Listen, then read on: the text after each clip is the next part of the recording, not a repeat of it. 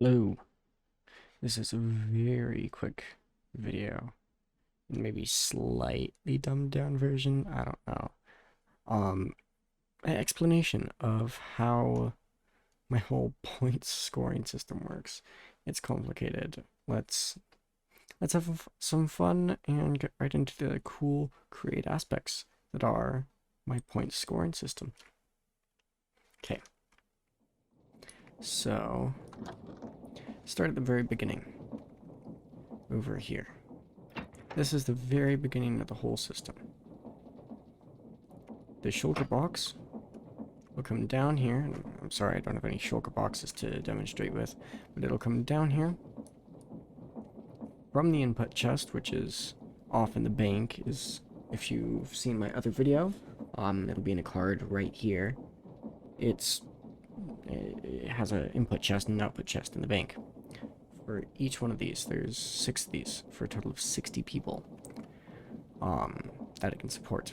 Anyways, comes down here, gets outputted onto this conveyor belt here. Each of these arms, mechanical arms, recognizes the conveyor belt, the one spot in front of it, and the one, what did they call these? Funnel in front of that. And so what it does is, when it detects this item, in this case, the white shulker box, this arm will pick it up off of there and put it into the funnel. In fact, I will show that. And we'll also do a red one. I believe I have red in the system. I do not have red in the system, do I? No. I can do black, though. I believe, or purple. We could do purple and magenta. Cool. So, be a great time for an example. Pops out. See how the arm moves there? That is recognizing, and then boom. It's there, and it places. Any diamonds that are in this will empty out through the chute into this chest down here. And it will be recorded from here to the correct display. There's no display set to this, but it will. And it'll only detect diamonds. That's why I have the other one set to. There's one of those down here. It recognizes what's in the chest.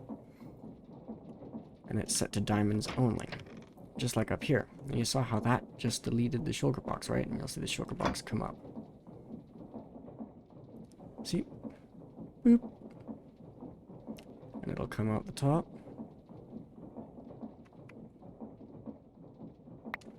Boom, we have our shulker box back, and this is what goes to the output chest. Now, how does it know when to destroy the shulker boxes before, so we don't lose any diamonds in the system? You might be asking. It's pretty simple. This detects the shulker box, and it's looking for diamonds again. And when it detects those diamonds in the shulker box, it outputs a redstone signal, which turns this on. This is a wireless redstone device or interface, or whatever you want to call it. Emitter is what they call it in the game, but it's part of the wireless redstone system. And it tells this to turn on. This will then... Oh wait, wrong one. Okay. It will tell this one to turn on, and as long as any one of those are on, this will be holding and turning this redstone torch on, which, as you'll see in a second here, it causes these to turn the wrong way to push it counterclockwise, which means that the contraption here does not move forward and delete items. Now, how does it know to come back? Otherwise it would just stay at the end. How does it switch? Now that's pretty simple. Here we have another redstone system. Now you see over here, there's this white bit of concrete. When the contraption gets to the very end, it becomes a solid block again, and like you can interact with stuff on it. The chest, and as you can see, there's that block becomes a solid block. Thus, this redstone signal can be pushed through. It hits this, and it gets to this redstone emitter, which sends it a signal over to this redstone receiver. Slightly different from here. See how this is top green, bottom white? This is top white, bottom green. and then it flashes, and then this redstone, let's see, what do they call this? Pulse extender will keep this torch off for a total of 1 minute, meaning this is turning the wrong way for it for a total of 60 seconds or 1 minute. Okay, so that's just what you can see on the top. Oh wait, actually no, there's one more thing. This, when set up correctly, it might not, oh, it is set up, nice. It'll launch it back to the beginning. So if we have a white shulker box here, when it gets to the end,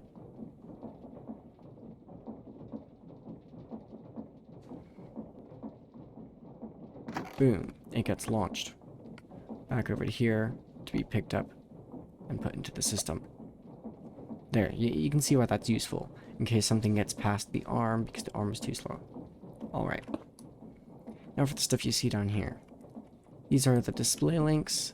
I can literally change what it says here, and it'll display that text and then the amount of the item that this is detecting on that board. And you can see that inside the actual bank, in the bank video. So, what about when I want to clear points? That's what this bottom system does. There is a big master button inside the bank.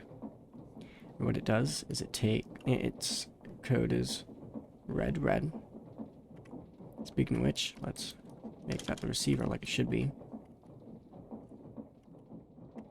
Essentially what it does is when you click that, it sends a signal to this, which powers this on for 5 minutes. This turns the gear in the opposite direction. See, it's a gear shift. If I ponder, as you see, gear shifts will relay rotation in a straight line unless powered by a redstone signal. It reverses the way the gear is going. So that makes the gears turn the opposite way. So these fans here pull down. If I go and get my goggles, you can see it currently says items move upward. That means items from here cannot move down into the chute. But when you reverse this by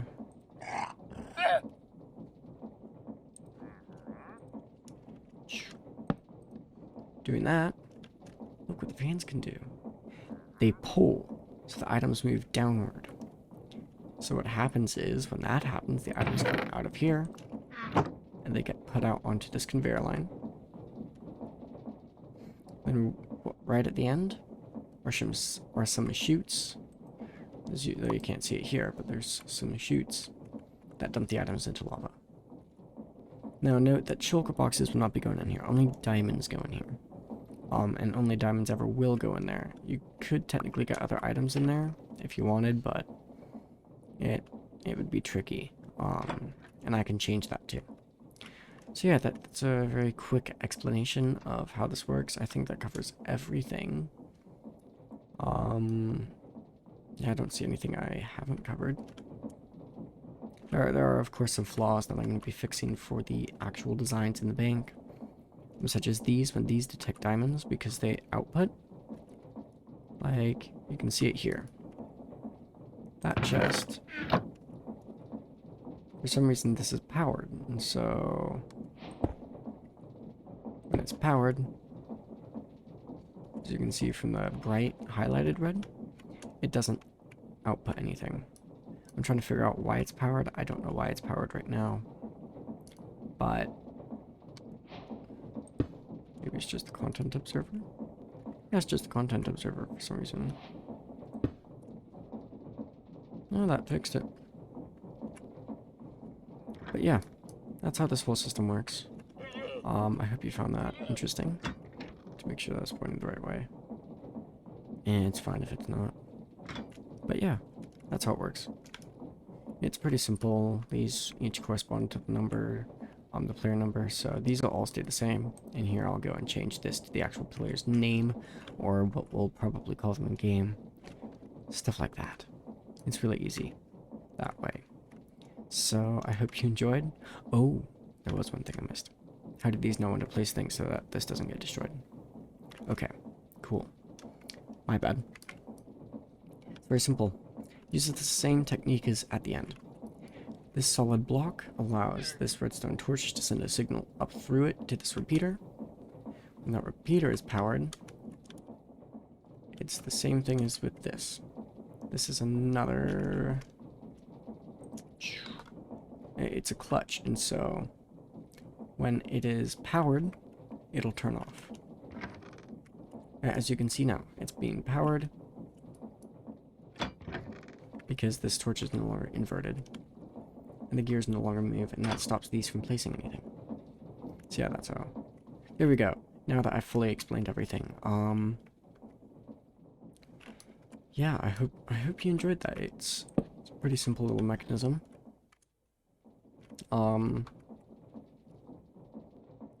And it was fun creating. I hope you've enjoyed the build of the month. And hopefully next week, I know in my build video I said this week, but I have a total of like 2 hours to get it done for this weekend, so it's not going to be done this weekend.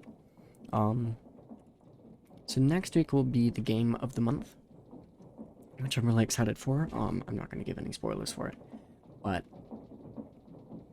it's going to be really exciting. It explains how the whole game system is going to work, potentially.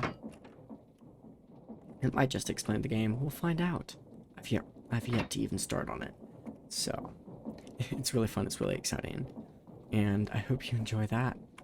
And oh yeah, if you haven't gone and checked out the other video, the one on the actual build of the bank, then I suggest you do that. It's a cool video. It's fun. It's got a fun time lapse. I have way too much fun making these videos, guys. I might not sound like it, but I just love it. Anyways,